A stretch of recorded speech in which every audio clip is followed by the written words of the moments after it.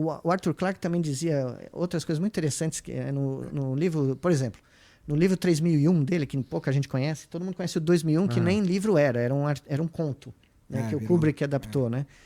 Mas no 3001, imagina, nós estamos aqui, né? 3001, eles revivem um astronauta que sobreviveu ao ataque do Hall no 2001, né? Odisseia no Espaço, e o cara tem que aprender o que aconteceu em um milênio. Porque ele está numa sociedade completamente diferente. Nossa, ele deve ser muito foda, Não, né? para pensar. Esse livro é muito interessante, né? E aí, você para pensar e você para refletir, né? Sobre como é que esse conhecimento vai ser transmitido. Quem deteve o monopólio da transmissão desse conhecimento da espécie humana? Antigamente, tinha um cara escrevendo lá no meio de não sei onde, na China, tinha um cara escrevendo na Europa, não é? Por exemplo, ninguém cita os avanços sensacionais, absurdos da Renascença Islâmica, que ocorreu 500 anos antes da Renascença Italiana. Morreu, porque, né, se perdeu ao longo do tempo a narrativa. Porque a narrativa foi dominada pela Europa Ocidental. Isso aí é triste mesmo. Até na parte da astronomia, né? A astronomia islâmica e a astronomia chinesa, que são sensacionais, a gente nem fala. Outro dia eu estava conversando sobre Imagine, você é neto de um imperador mongol, Oleg Beg, em Samarkand, que é hoje o Uzbequistão. Você é dono do império que o seu avô deixou para você, Timur, que eu sempre cito. O que o cara decide fazer? Construir um observatório astronômico. E começou a dar nomes. Se você for olhar para vários nomes de estrelas, das Três Marias, os nomes são árabes. São todas, na verdade, a maior parte das estrelas são nomes árabes. As Três Marias, os nomes vêm dos astrônomos islâmicos que nomearam. Porque, na verdade, o céu é uma história, né? Era uma narrativa. Eles contavam. Ali no céu eles contavam uma história, e a história era toda... Por isso que tem muita coisa que o pessoal não entende. Mas a constelação de leão não parece um leão. Não, ela não tem que parecer um leão, cara. Porque, na verdade, o leão faz parte dessa história. E essa história aí acabou se perdendo muito por conta da Biblioteca de Alexandria, né? Sim. Muita coisa ali, mas muita coisa também pela narrativa que ficou dominada pelo Ocidente. Eu sempre falo isso. Se os árabes não tivessem traduzido o que sobrou da Biblioteca de Alexandria, primeiro do grego e do sírico, que era uma língua da Síria, para o árabe, e depois os europeus tenham vindo 300 anos depois e traduzir de volta do árabe para o latim, nós não saberíamos quem era Aristóteles, quem era Euclides, Platão, Sócrates. Eu não estou falando do meia-direita do Corinthians, eu estou falando do outro Sócrates. Nós não teríamos a mínima ideia que esses caras existiram. Então, eu imagino o tanto de coisa que tem ali que a gente não conseguiu salvar. Não, Euclides, você salvou 2 ou 3 volumes de uma obra de geometria, né? De 20 e tantos volumes. Eles desapareceram, nunca mais ninguém achou. Então, por que eu estou falando isso? Porque quem domina a narrativa da história vai dominar a narrativa da transmissão de conhecimento. Vai dominar todo o discurso, né, do que veio antes. Então, quando você cria um sistema como esse, 500 milhões de frases, as frases maravilhosas gramaticais do professor Igor, elas perdem a autoria. Você some. Você está no meio dos 550 milhões ali. Ninguém vai saber que aquela frase veio de você. Vamos supor que você criou uma construção poética, né, maravilhosa e que, de repente, instrui um sistema desses a definir a diferença entre Machado de Assis e, sei lá, Guimarães Rosa. Essa sua autoria sumiu. Ela foi homogeneizada num banco de dados gigantesco. É como você pegar o filé mignon, triturar naquela maquininha antiga que tinha e fazer umas porpetas daquilo e ninguém sabe de onde veio o filé mignon. Você misturar o filé mignon com outra... com colchão mole, né? Você entendeu? Então, esse é o drama.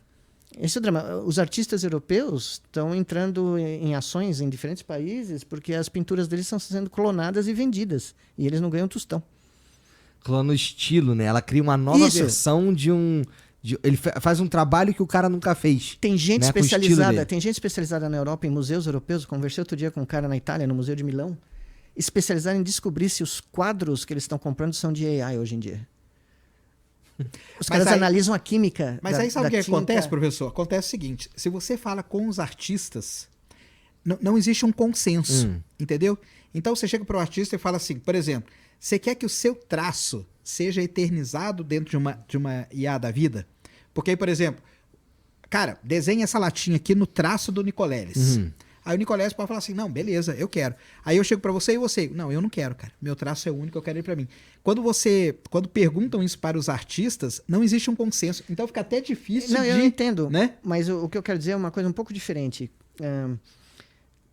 Isso é uma visão particular, né? Eu com esse meu colega matemático, o Ronald Sicurel, que aliás é um personagem do livro aqui, ele, né? Não eu, ele. Porque é um dos maiores matemáticos que eu conheci na minha vida, é um cara sensacional, mas o cara nasceu no Egito, né? Viveu no momento mais crucial dos anos 50, quando o Nasser virou presidente do Egito. O cara tem uma foto sentado no colo do Nasser no dia da crise do Canal de Suez. Caramba. Tá? O cara namorou quando ele teve que sair, o pai dele teve que sair do Egito e ele também, porque o pai dele era um cara muito influente, era um dono da maior loja de departamentos fora da Europa.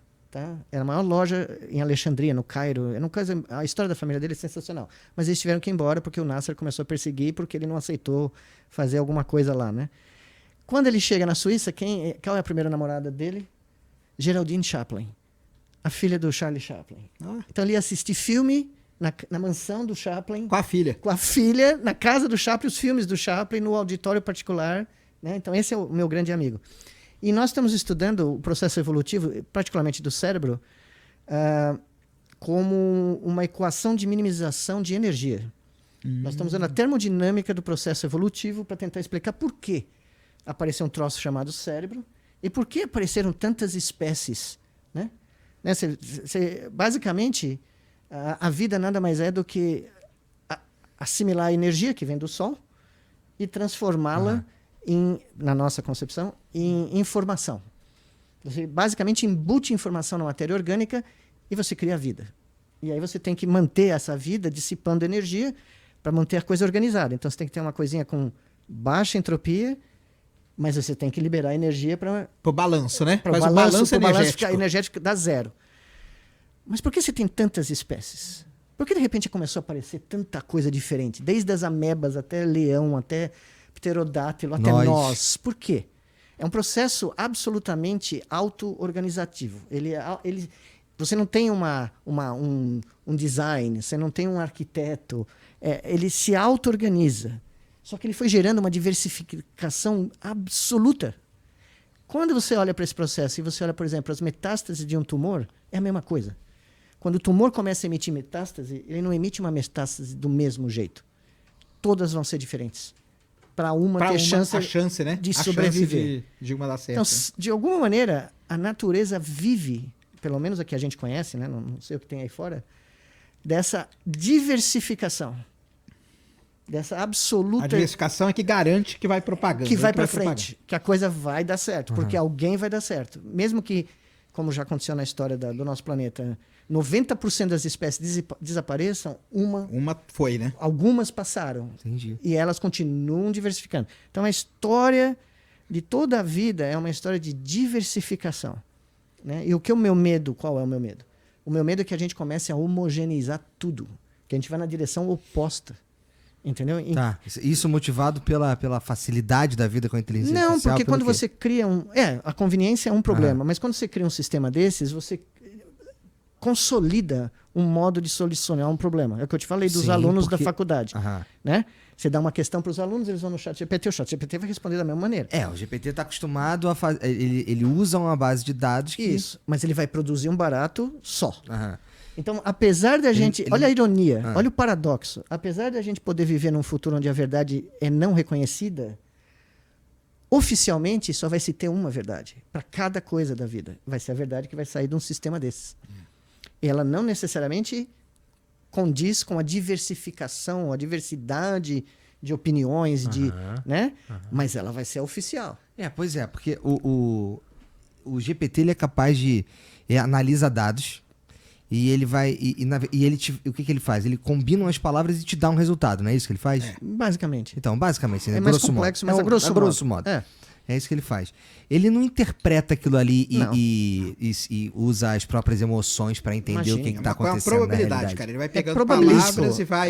Não é bom nem mal, inclusive. Não, ele não tem nenhum valor ético, não tem nenhum valor moral, e ele não tem nenhuma consciência e não tem nenhuma ele não tem nenhuma emoção associada ao resultado que ele te dá. Não, isso não tem. E o que eu ia dizer... E ele pode parecer que tem, porque disseram pra ele que era legal ele dizer pra você que ele sente muito, né? O terceiro cara que eu tô bloqueando o nome dele, mas é o diretor de inteligência artificial da Meta, veio claramente, publicamente, falar exatamente isso. Primeiro ele disse, esse barato de inteligência artificial geral, pode esquecer. Não vai acontecer. E o próprio Ka-Fu Lee também diz que a chance é muito remota, que é o guru chinês da E brincadeira. o Sam Altman fala que é a hora que quiser, né? Não, claro, mas o Sam Altman é um vendedor de peixe. Isso aí, como todos eles, né? Todos eles vendem aquilo que a pessoa quer ouvir. Tá. Esse é o melhor vendedor de todos. Sim, Você conhece o cara que você vai na feira e você sabe que ele é o maior vendedor de todos. Porque ele te fala, eu vou te vender um figo. E se tu não sabe que ele tá te vendendo mesmo legal, tu cai, não tem jeito. Exato, não, é o que eu ia falar. Você vai na feira, antigamente tinha essa feira lá em Moema, onde eu cresci. O cara tá te vendendo um figo com açúcar na superfície e com uma noz dentro do figo. Você já imaginou? Aí o cara chega pra você, olha, isso aqui vem da Arábia, não tem lugar... Não tinha jeito, você ia lá e comprava. Ah, sim. 5 caixas, entendeu? Então, na realidade, na minha modesta opinião como cientista humanista, que escreve todos os seus artigos a caneta tinteiro, né, sem chat GPT, nós estamos criando... O que esses caras fazem, esses gurus de Silicon Valley, é vender uma distopia que apela para o nosso instinto de que tudo que é automatizado, tecnológico, maquinazado, tudo que é um gizmo é melhor que a gente. É quase como apelar para o nosso complexo de inferioridade inato. Né? O ser humano tem esse barato de... São raros os seres humanos que realmente acreditam no taco, né? Você há de convir, né? Um atributo humano muito raro. A maioria de nós tem essa dificuldade de aceitar que nós somos coisas absolutamente únicas, né, do ponto de vista cosmológico. Até agora não achamos nada igual. Não que a gente tenha procurado com grande ênfase, mas, né, até o momento, né, este barato aqui entre as orelhas é do capeta. Né? Mas o que esses caras falam? Não, nós vamos para Marte, porque a Terra vai acabar. Mas quem vai para Marte? Quem realmente vai conseguir sair daqui para Marte? E quem vai gostar de morar naquele lugar? Basta olhar no robozinho lá de Marte. Né? Quando eu fui na NASA, lá da minha palestra, eu acho que eu contei para você, né? Eu estava montando o James Webb, né? Eu fui na sala limpa, eles estavam pondo os espelhos. Eles estavam pondo, né? Você falou. Putz, aquilo foi um negócio mais assim, né? Porque hoje esse barato está aí, né? Milhões de quilômetros. Por aí. Não, é uma 1,5 milhão de quilômetros. É uma coisa do Arco da Velha, né? Se você parar para pensar que tudo isso veio de pulsos de luz e energia solar e terminou num telescópio que nós pusemos lá em cima para olhar para o Sol, né? É um barato épico, né? De você ver. Então, eu não sou contra a tecnologia de forma alguma. Todavia, qual é o sentido de viver uma vida onde você não dirige o seu carro, você não compõe a sua música, você não escreve seus papers, você nem se declara o seu amor pelas pessoas ao seu redor que você ama, não necessariamente vai sair da sua voz, nem da sua mão. Isso aí talvez seja o principal dilema aí da próxima... vamos lá, que eu não sei quanto tempo leva pra gente ter um salto de tecnologia tão sinistro que a gente tenha uma fase que a gente não precisa mais fazer nada, né? Mas nada no sentido de qual o propósito da minha vida, né? Que é uma questão que nunca foi resolvida, né? Só que ela está ficando cada vez mais aguda.